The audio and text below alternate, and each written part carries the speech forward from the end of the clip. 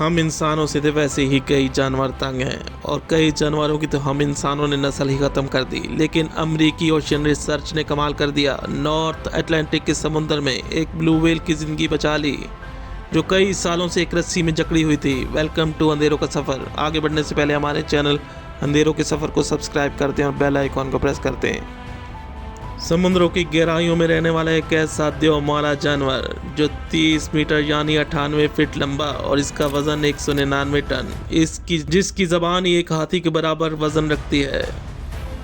जी हाँ, ये है द ब्लू व्हेल।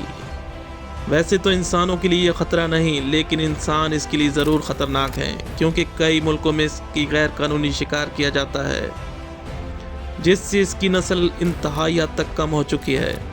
और इसके खात्मे की सबसे बड़ी वजह फिशिंग इंडस्ट्री है। ये अक्सर जाल में फंस जाती हैं, जिनसे इन ब्लू व्हेल को बहुत नुकसान होता है।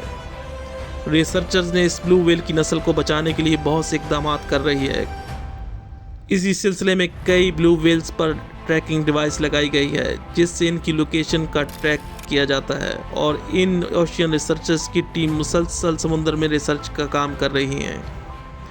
हाल ही में नॉर्थ अटलांटिक में एक ऐसी ब्लू व्हेल ट्रैक किया गया जिसके जिस्म में जाल की रस्सी में जकड़ा हुआ था और वो कई सालों से ऐसे ही समुद्र में सरवाइव कर रही थी।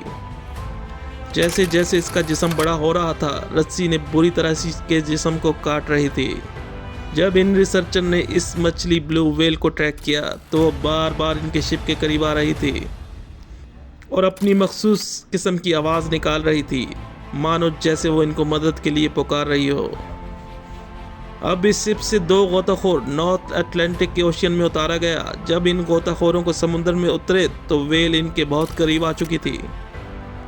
गोताखोर डर रहे थे कि कहीं ये व्हेल इनको निगल ही ना जाए। कुछ देर बाद इन्हें एहसास हुआ जैसे वो इनके पास आ रही हो। एक वक्त में तो इतने करीब आ गई थी कि इस देवमाला व्हेल का मुंह इनके सामने था। वो इतना बड़ा था कि एक बोट बआसानी इसके मुंह में दाखिल हो सकती थी। इन गोताखोरों ने इसके जिस्म पर ट्रैकिंग डिवाइस और फिर गोताखोर वापस शिप पर आ गए। इन ओशियन रिसर्चर्स के लिए एक चैलेंज था कि ब्लू व्हेल को कैसे बचाया जाए। अगले दिन इन ओशियन रिसर्चर्स ने ब्लू व्हेल को ट्रैक किया तो मालूम हुआ कि ये व्हेल इनके शिप के आसपास ही है। ये एक हैरत की बात थी कि ब्लू व्हेल और कहीं नहीं गई बल्कि शिप के आसपास ही रही। अब ओशियन रिसर्चर्स ने गोताखोरों की 3 टीमें तश्कील दी, जिसमें हर टीम में 6 लोग थे। ये लोग इस ब्लू व्हेल के सामने के हिस्से और दरमियान के हिस्से से जाल की रस्सी को काटना था। ये इसलिए भी मुश्किल था कि रस्सी व्हेल के गोश्त के अंदर धंसी हुई थी, जिससे रस्सी को काटने से व्हेल को तकलीफ हो सकती थी। अब ये गोताखोर पानी के अंदर उतरे तो व्हेल इसके आसपास ही थी और व्हेल ने बिल्कुल भी अपना एग्रेशन शो नहीं किया, बल्कि वो बहुत ही फ्रेंडली रही। इससे गोताखोरों को हौसला मिला। अब इन गोताखोरों के लिए अपने काम का वक्त आ चुका था। 6 गोताखोर व्हेल को पिछले हिस्से से रस्सी को काट रहे तो घंटे की मेहनत के बाद कामयाबी से काट दी गई थी। अब व्हेल को कुछ अपनी आज़ादी का एहसास होने लगा था।